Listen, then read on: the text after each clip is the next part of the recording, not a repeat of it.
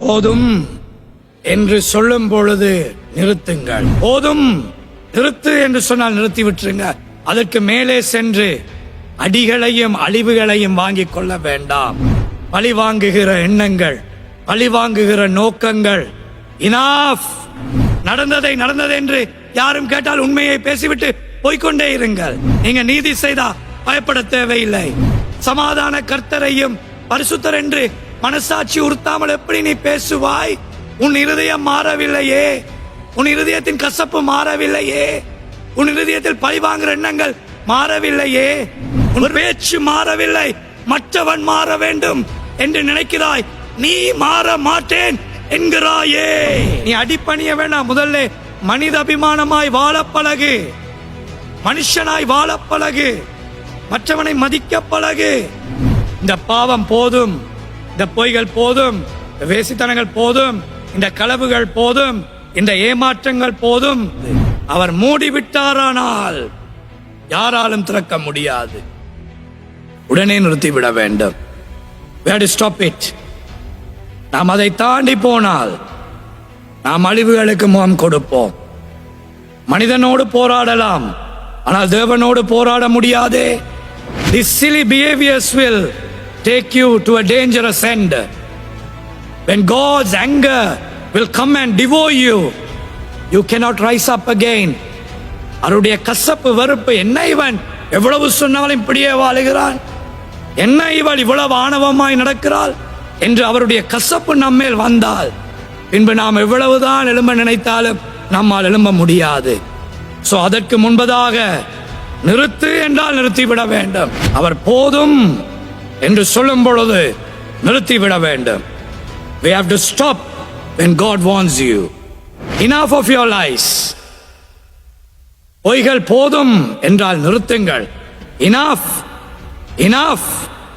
Enough means enough. Stop it. கர்த்தர் இத்தனை காலம் பொறுமையாயிருந்தார். ஆனால் அதுவே அல்ல முடிவு. திடீரென்று அழிவுகளை சாத்தான் கொண்டு வந்து விடுவான். நாம் எச்சரிப்பையும் தாண்டி போகும் பொழுது பொய் சாட்சிகளை நிறுத்துங்க. பொய் சாட்சிகள் வேண்டாம். Enough of your lies. பொய்கள் போதும் என்றால் நிறுத்துங்கள். Enough. Enough. Enough means enough. Stop it. கர்த்தர் இத்தனை காலம் பொறுமையாயிருந்தார். ஆனால் அதுவே அல்ல முடிவு. திடீரென்று அழிவுகளை சாத்தான் கொண்டு வந்து விடுவான். நாம் எச்சரிப்பையும் தாண்டி போகும் பொழுது ஒருவரை பற்றி ஒருவருக்கு குறைவையும் பொய்களையும் சொல்லி கசப்புகளை உருவாக்கி நன்மைகளை பெரும் பொருட்டாக நாங்கள் நல்ல பேரெடுக்க நமக்கு ஒரு லாபம் கிடைப்பதற்காய் பொய் சாட்சிகளை சொல்லி கசப்புகளை உருவாக்குகிறோமா?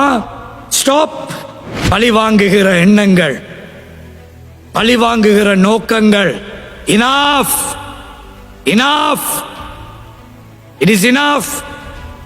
நீங்கள் நினைக்கிறீர்கள் அந்த பழி வாங்குறதை எடுத்துக்கொண்டு செல்லலாம், இன்னும் குழப்பங்களை உருவாக்கலாம் என்று.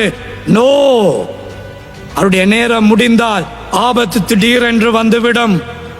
திடீரென்று வந்து அழித்து விட்டு நீங்கள் சேர்த்தவைகள், நீங்கள் உருவாக்கின எல்லாவற்றையும் ஒரு நேரம் தட்டிவிட்டு போய்விடும். கசப்புகளை உருவாக்கி, கசப்பு எந்நேரமும் கசப்பு. யாரோட ஆயினும் கசப்பில்லாமல் வாழ்றீங்களா? சண்டை பிடிக்காம வாழ்றீங்களா?